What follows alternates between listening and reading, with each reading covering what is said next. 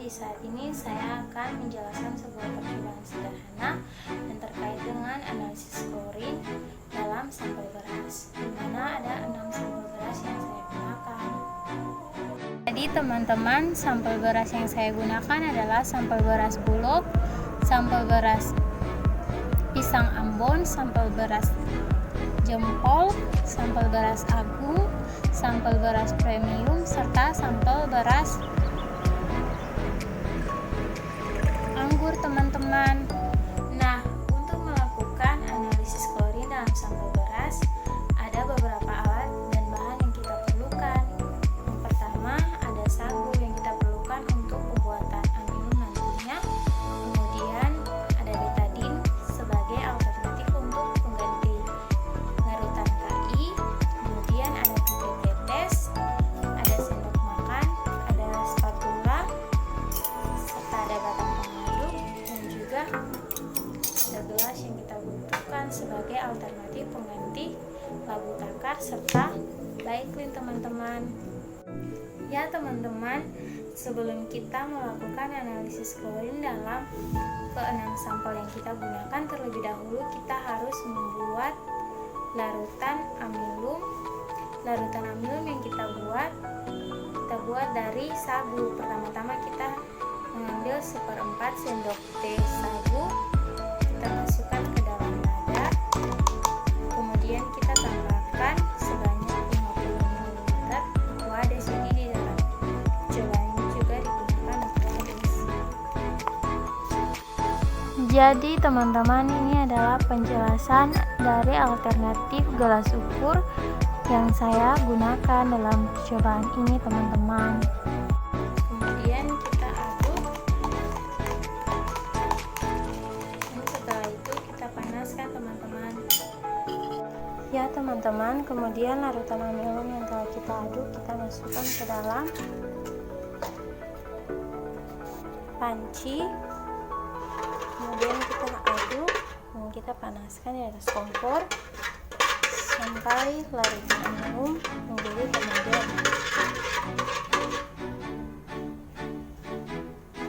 Kemudian teman-teman, larutan amilum yang telah homogen kita dinginkan, kemudian kita masukkan ke dalam gelas yang telah saya buat batasnya sebagai alternatif dari labu takar. Ya teman-teman, kemudian larutan amilum yang telah homogen yang telah kita dinginkan kita masukkan ke dalam wadah atau gelas yang saya jadikan sebagai alternatif labu takar. Kemudian kita tambahkan Aquades sampai tanda batas, teman-teman.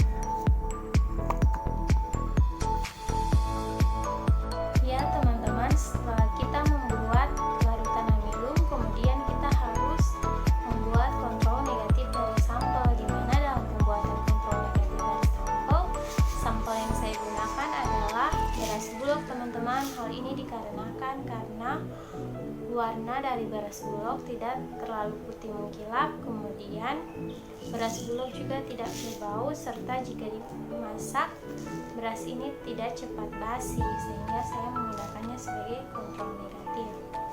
Pertama-tama kita mengambil 10 gram beras Bulog, kita masukkan ke dalam wadah.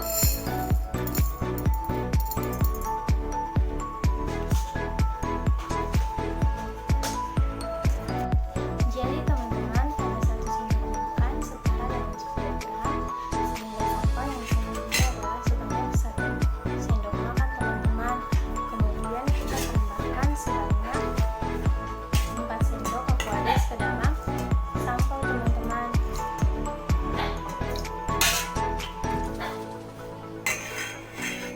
Setelah itu kita aduk menggunakan spatula, kemudian kita tutup karena tidak ada foil, sehingga saya menggunakan serbet.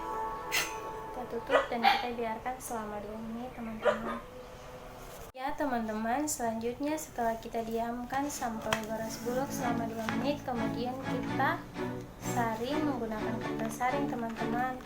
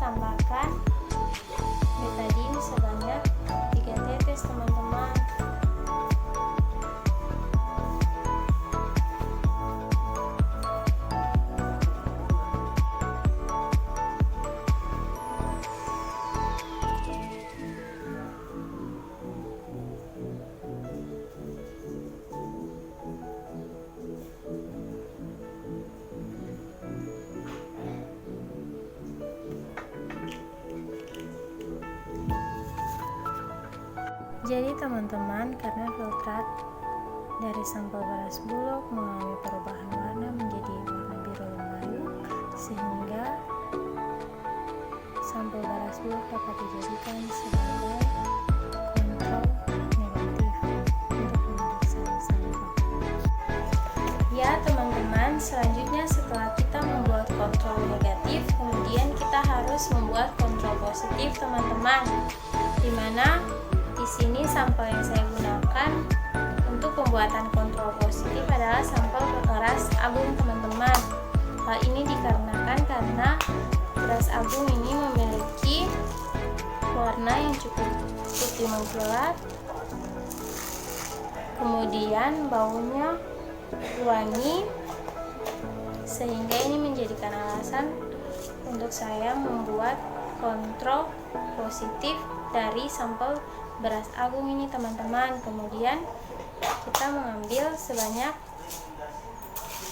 1 sendok makan sampel beras agung, kita masukkan ke dalam wadah, kemudian kita tambahkan aquade sebanyak 4 sendok makan teman-teman.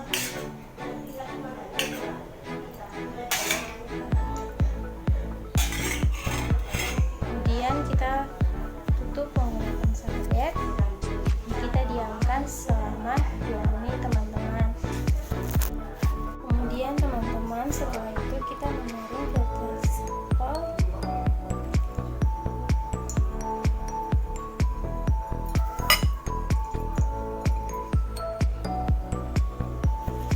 Teman-teman, kemudian ke dalam filter sampel yang kita gunakan sebagai kontrol negatif, kita tambahkan pemutih sebanyak 3 tetes teman-teman. Setelah itu kita tambahkan amilum juga sebanyak 3 tetes, dan kita tambahkan betadine juga sebanyak 3 tetes teman-teman.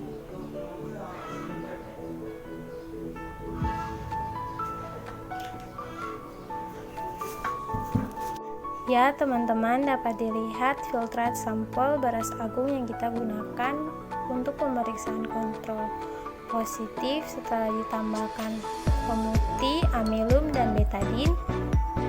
Warna filtrat sampel tidak berubah, tetap bening teman-teman, sehingga dapat dijadikan sebagai kontrol positif teman-teman.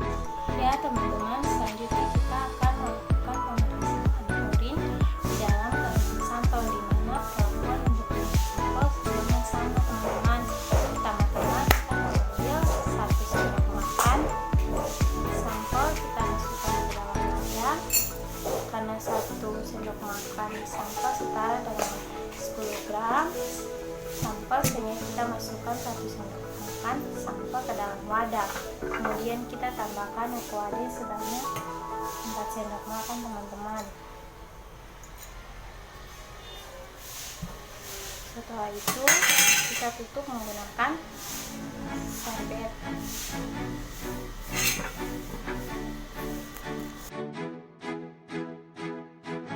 Jadi teman-teman, berdasarkan hasil pengujian analisis klorin dalam ke-6 sampel beras yang dilakukan, dapat diindikasikan bahwa sampel yang tidak mengandung klorin atau negatif mengandung klorin adalah sampel beras bulog, sampel beras pisang Ambon, serta sampel beras jempol. Hal ini dikarenakan karena ketika kita meneteskan larutan amilum ke filtrat, setelah itu kita tambahkan betadine, pati akan mengompleks iod sehingga warna filtrat yang semulanya bening akan berubah menjadi warna biru keunguan.